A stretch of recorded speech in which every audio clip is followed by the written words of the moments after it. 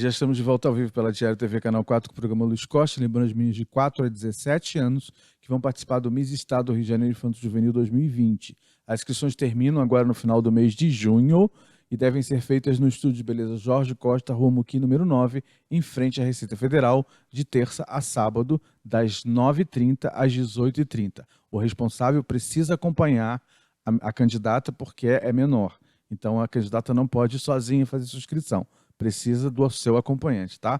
É no Estúdio de Beleza Jorge Costa, Rua Muqui, número 9, em frente à Receita Federal. Vá correndo, são os últimos dias e, na verdade, a gente vai fazer o concurso ano que vem, porém, os ensaios começam ainda esse ano, logo depois do Miss Teresópolis 2020. Bom, gente, como eu disse para vocês no início do programa, na hora que a gente estava abrindo o programa, a gente vem falando sobre as reportagens que acontecem diariamente sobre homicídios, feminicídios, injustiças e crimes que na verdade não têm solução e a gente fica aí ao Deus dará. Por isso eu trouxe a doutora Mônica Quental, todo mundo já conhece. Toda vez que a gente vai falar sobre um assunto que envolve o jurídico, eu faço questão de trazê-la, porque ela é bastante envolvida dentro dessa área, uma pessoa estudiosa e que sabe tudo sobre esse assunto. Por esse motivo, eu dou boa noite à minha convidada especial. Boa noite, minha querida Mônica. Tudo bem? Obrigada. Tudo bem? Tudo tranquilo? Tudo bom. Bom, deixa eu conversar com você. Eu não vou citar nomes hoje, não vou citar nomes de jeito nenhum. Nós vamos falar de forma abrangente, tá? É normal quando, por exemplo, uma vítima sofre uma tentativa de feminicídio, o agressor é preso e depois disso ele é solto sem comunicação ao jurídico, ao advogado dela e nem a ela para saber que ele está solto. Isso é normal de acontecer? Não é normal? E qual é o perigo disso? Deixa eu só fazer uma pequena correção leve. Uhum. Não existe uma tentativa de feminicídio. O feminicídio, ele é a concretização de um ato decorrente de uma série de outras sequências de violência, né, doméstica, enfim, que concretiza no final no feminicídio. O feminicídio é a consumação de um homicídio. Inclusive, ele é uma qualificadora do homicídio. Então, para esclarecer, quando a pessoa tenta... Não tenta, ela consegue. O feminicídio, você mata a pessoa. Então, no caso aí, quando o juiz julga que isso é apenas uma agressão, mesmo provando por imagens que a pessoa foi enforcada com um cinto e que ela apanhou e que ele tentou estrangular, isso não é uma tentativa de feminicídio? É apenas uma agressão? Não, isso é uma tentativa como é que eu vou te dizer? De homicídio. A qualificadora é o feminicídio. Sim. Tá? Então, você tem uma tentativa, você agride aquela pessoa, no caso, o feminicídio ele é praticado somente contra a mulher, né? Não, sim, claro. É em função do gênero, do sexo feminino. E você, nas imagens, você vai ter uma série de agressões que vão configurar aquele ato. Mas, quando você consegue consumar esse ato, aí é que você tem um feminicídio. Pois é, mas aí o juiz pode, então, interpretar isso como uma agressão, pura e simples.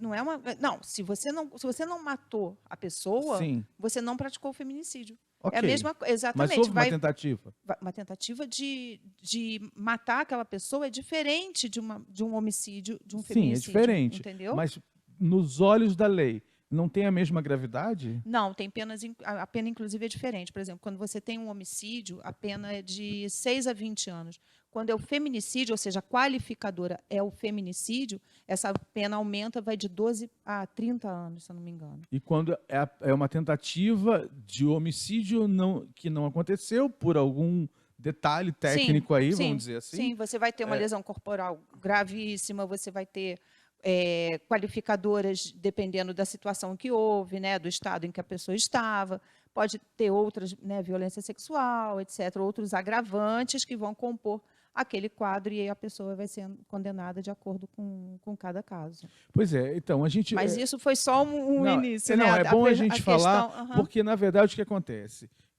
Hoje estaria aqui uma pessoa muito querida, que eu não vou falar o nome, porque ela vai vir aqui para falar sobre esse caso que aconteceu com ela. Todo o Brasil conheceu, conhece e acompanha, só que hoje ela não pôde vir justamente por causa dessas situações, talvez um tanto quanto difíceis de entender. Mas, por exemplo, o agressor, no caso em si, ele foi preso pela denúncia, pelas imagens que foram ao ar, etc, etc, etc. E ele foi solto recentemente. E o juiz determinou que aquilo ali era apenas uma agressão e não foi considerado uma tentativa de feminicídio, que é o que É isso você que eu estou te falando, esclareceu agora. exatamente. Ou seja, reduziu a pena, provavelmente ele conseguiu habeas corpus, só Provavelmente. que tem uma questão aí. A vítima não foi avisada, né? E nem o advogado dela. Então a pergunta que eu faço a você, isso é comum? Porque qual é a segurança que se tem de uma mulher que é agredida, da maneira que foi, que nós vimos o caso aí, que eu não vou falar, ou em qualquer outra situação, de você tentar, por exemplo, o seu companheiro tentar te enforcar e você só não foi assassinada porque você conseguiu sair. Porque se você não tivesse conseguido, provavelmente, num descuido aí qualquer, você perderia o ar e morreria ali. Mas não foi o caso, não chegou a acontecer. Mas, por exemplo, como é que funciona isso? Qual é a segurança que a mulher, quando é agredida, ela tem, dessa forma que eu quero dizer, quase chegando a um homicídio, de não ter essa informação, de descobrir pelos telejornais e ficar apavorada porque não sabe o que fazer? Como é que funciona tudo isso, Mônica, dentro do contexto jurídico? A maioria dos processos hoje em dia, eles correm em segredo de justiça, quando é vara de família. Dependendo desse tipo de situação, às vezes podem até ter, né, segredo de justiça em função de investigação, etc. Mas o advogado e as partes envolvidas têm acesso aos autos. Esses processos, na maioria, já está implementado o sistema eletrônico. Então, cada advogado, por exemplo, eu tenho um token. Você entra no site do TJ através de senha e consegue acessar o processo. Sim. Nenhuma sentença, nenhum ato processual, ele tem validade se ele não estiver publicado, né, divulgado. Primeiro, ele é publicado, né, e aí ele passa a ser válido, aquilo ali passa a ter o peso da decisão judicial. O que acontece? Ela pode não ter tido essa informação em virtude de algum lapso de tempo, talvez o advogado não estivesse presente no momento, não fica ali olhando, né, todo dia, toda hora, acompanhando toda hora, e por algum motivo, que a gente não pode avaliar o trabalho, né, do colega, enfim, essa informação pode ter escapado da esfera do colega. E, com isso, ela não foi comunicada, porque todas as decisões, todos os atos processuais, eles constam no site, no andamento. Não tem como acontecer um ato que não seja exposto ali para, posteriormente, ele vir a ser publicado e, consequentemente, começar a ter validade. O que pode ter acontecido nesse caso, ele pode ter logrado aí o benefício de um habeas corpus, né, para poder responder a esse processo em liberdade. Acredito eu que ela tenha uma medida protetiva, porque é outra coisa que a gente precisa sempre diferenciar, a Lei Maria da Penha do feminicídio. A Lei Maria da Penha, ela não provoca, ela não especifica, ela não sanciona nenhuma penalidade. Ela só tem, ela foi criada em 2006, né? Ela é anterior à Lei do feminicídio, que é de 2015, que foi incluída no homicídio, e ela tem como objetivo proteger a mulher de situações de violência doméstica. Ela tem assim um enfoque de informar como a mulher deve ser tratada, né? Perfeito. Né? Então ela atua em conjunto com a lei do feminicídio, aonde você vai encontrar as sanções cabíveis para cada caso, caso a caso, vamos dizer assim. Então, acredito eu, né, como você está falando, que ele tenha logrado realmente esse benefício do habeas corpus, vai responder o processo em liberdade e, por alguma questão, né, que a gente foge à nossa alçada aqui, saber, ele não passou, essa informação passou desapercebida pelo colega e, com isso, ela não teve essa informação de primeira mão, vamos dizer assim, como seria o certo. Tá, e aí eu pergunto para você, quais são os riscos que a mulher corre num caso desse? Por exemplo, a gente entende, até então, até você esclarecer, para mim, e talvez para muita gente, seria uma tentativa de porque as pessoas feminicídio. generalizam, né? Feminicídio. Não sei, Exatamente. né? É isso. Foi uma tentativa, mas foi uma tentativa de homicídio, você falou muito bem. Só que no caso da mulher, feminicídio, tudo tranquilo. Porém, é difícil saber até que ponto a mulher está segura. Porque a gente já viu situações, você que vê telejornal como eu assisto, diariamente, em vários horários, em várias situações, a gente vê que muitos maridos que agrediram as mulheres, eles saem da penitenciária, entendeu? Vão responder, como você falou, Exato. em liberdade, e acabam voltando ao local onde a mulher está e acabam matando essa mulher. Porque, logicamente, se ele foi preso, automaticamente a vida dele acabou. Ainda mais se tratando de pessoas que têm muito dinheiro e que são pessoas que têm uma estrutura financeira muito bem organizada e um cargo de importância. Essas pessoas, elas não perdoam. Então, como é que fica a mulher diante dessa situação onde ela fica totalmente indefesa, não só aparentemente pela lei, porque ele vai responder em liberdade por uma tentativa absurda que todo mundo vê em todos os momentos nos telejornais. E como é que a mulher pode ficar segura numa situação dessa? Bom, vamos dividir, né?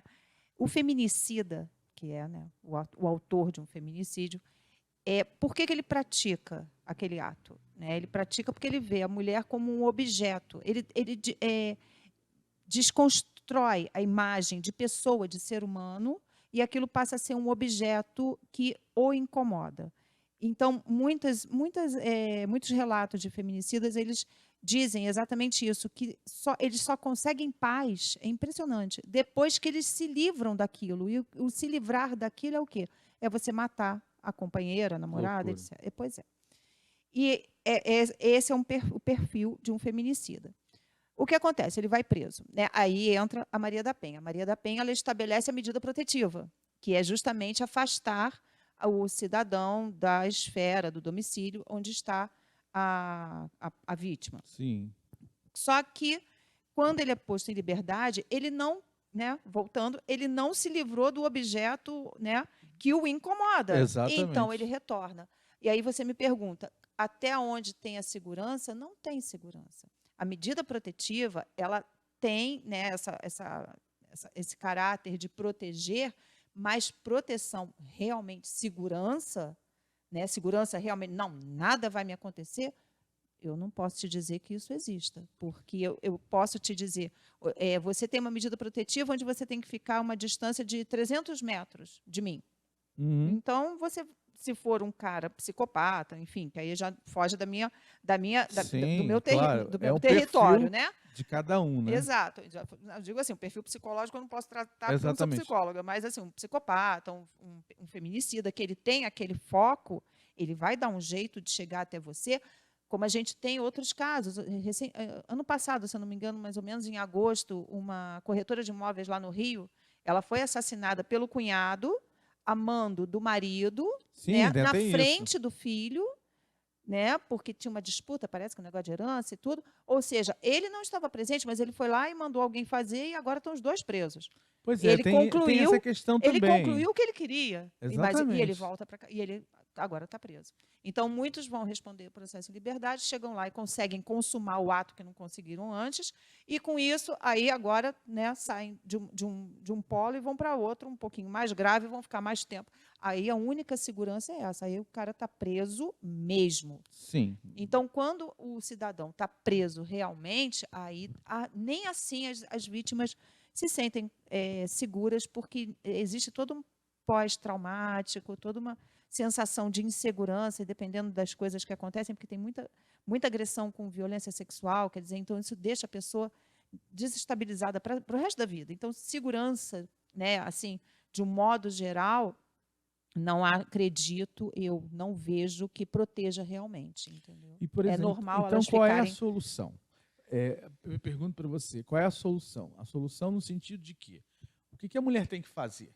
Ela sofreu uma tentativa, uma agressão, ou seja lá, uma violência sexual, o nome que você quiser aplicar. O cidadão é solto, vai responder em liberdade. Ela não está segura porque ele pode voltar ao local e tentar de novo. Ou então, mandar alguém fazer. Vamos dizer assim, lavar as mãos e mandar alguém fazer. Ficar por trás só vendo a cena acontecer. Do jeito que ele planejou, não deu certo, manda alguém fazer. O que a mulher tem que fazer diante disso? Quem tem dinheiro, a mulher que tem dinheiro, ela pode pegar e sair do país ou ir viver em outro lugar até que as coisas se resolvam. Mas e quem não tem? Como é que faz? E normalmente, a maioria não tem, né? A gente sabe disso.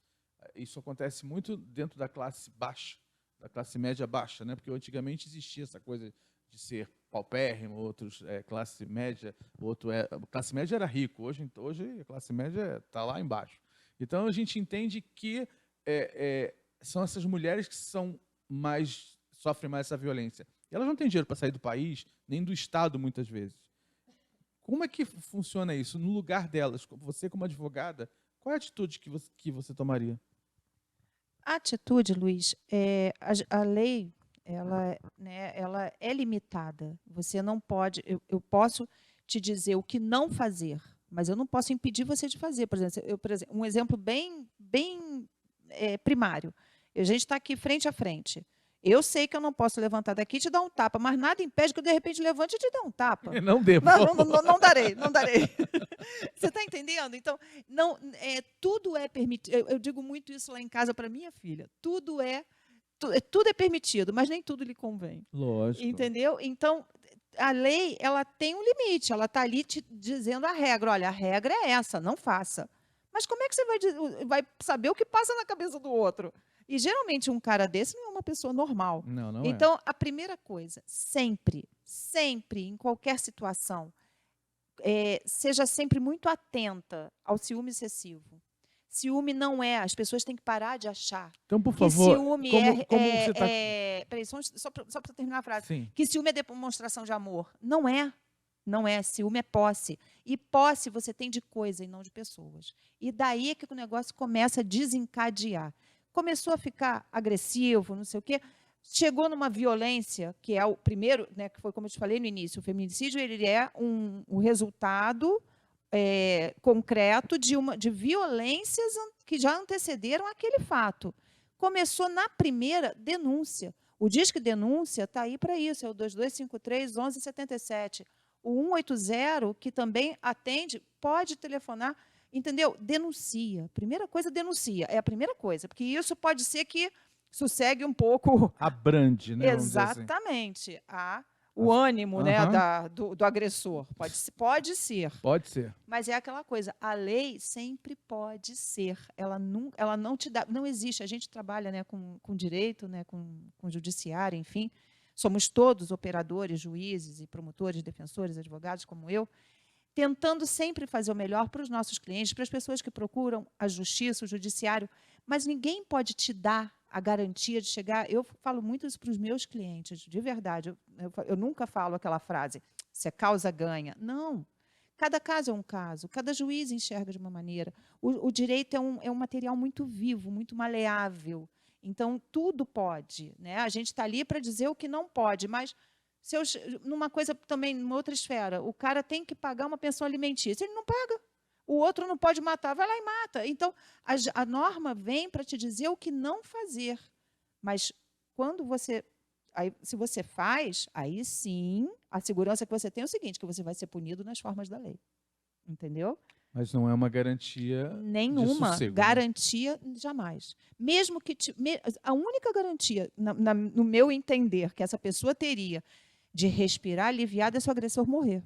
Porque ele nunca mais vai voltar. Isso é a única garantia. É a única garantia. É a única garantia. Ele porque pode até preso. fazer. Exatamente, porque uma hora ele vai ser solto. Ou seja, a gente escuta isso, doutora, mas uma hora ele vai ser solto. E a gente tem reduções de pena, né? Cumpriu X tempo da pena, você tem uma redução para 1/3, e o crime que tinha que ficar preso 30 anos, na verdade, fica 12, e 12 anos passa num estalar de dedos, e a sua vida não se recupera em 12 anos, e o cara fica 12 anos lá dentro preso, e também não deve estar feliz, e deve, se for uma pessoa que eu falei que tem alguma psicopatia, algum grau de distúrbio, né, psicológico, vai ficar lá dentro maquinando durante 12 anos como fazer o crime que ele não conseguiu fazer. Verdade. Então, realmente, segurança... Ou seja, estamos numa situação de perigo, de alerta e de realmente de desassossego constante. Bom, é aquilo, né? Infelizmente, a gente tem que esclarecer, falar, porque está aí nos telejornais, para quem quiser assistir, para quem quiser ver. Ou seja, o importante é você, na minha opinião, né? Surgiu a primeira situação, separa logo, vai embora, se muda, vai para outro canto, porque se insistir, vai dar problema. Repassa vou te pedir um favor. Claro, meu amor. Repassa, por favor, os números de atendimento à mulher. Por favor, eu quero que você faça isso. Olhe para aquela câmera ali, fique à vontade. Tá, para todo tipo de violência doméstica que a pessoa queira denunciar, tem um 180, que as pessoas podem telefonar a qualquer hora, o Disque Denúncia também, e vão ser plenamente assistidas. Procure uma delegacia. O presidente Bolsonaro fez algumas modificações na lei, né, de feminicídio. Hoje em dia, o próprio delegado, caso não tenha um juiz por perto, já pode determinar o afastamento imediato. Antigamente, você precisava esperar. Então, imediato do agressor. Então, algumas coisas já vêm melhorando, né? A segurança não existe, mas estamos tentando. Eu não, porque eu não sou juíza, quem sou eu? Mas os legisladores, né, estão tentando melhorar a celeridade desse processo, que é um processo doloroso, é um processo sofrido, mas que, se você não denunciar, exatamente como você disse, no primeiro momento, ele só tende a chegar ao feminicídio. Pois é. Minha querida Mônica, muito obrigado pelo seu Imagina, carinho. eu que agradeço. Obrigado pelos Estou às esclarecimentos. ordens. É muito importante a gente falar sobre esses assuntos Sim. de forma ampla, porque precisa ter entendimento. E a gente, E não ter medo. E não ter medo. O medo é ficar calada. Exatamente. Não fique calada. Agora, independente de qualquer coisa, denuncie sim, faça sim, porque é a única maneira de você, pelo menos, tentar resolver a situação. Eu sei que se vai chegar à sua tranquilidade, só mesmo como ela falou, né? Porque até preso não é seguro. Não, não é. Infelizmente, não existe segurança, né, completa. Infelizmente. Infelizmente. Né, nenhuma lei, nenhum país, nenhum lugar do mundo. Infelizmente é assim. Bom, enfim, muito obrigado pelo Eu que seu te carinho. agradeço, estou às ordens sempre. E eu sempre digo para as mulheres, prestem atenção. Não deixem. Fez a primeira vez, sai correndo, porque o negócio vai ficar feio. Se você deixar, a coisa pode até piorar. Bom, gente, não sai daí que depois dos intervalos comerciais eu volto e vamos falar sobre uma moeda virtual chamada Bitcoins, que está valendo muito dinheiro. E a gente vai saber como lidar com essas moedas e com o avanço da tecnologia até na área financeira, daqui a pouco, depois dos comerciais, ao vivo pela Diário TV Canal 4, no programa Luiz Costa. Já.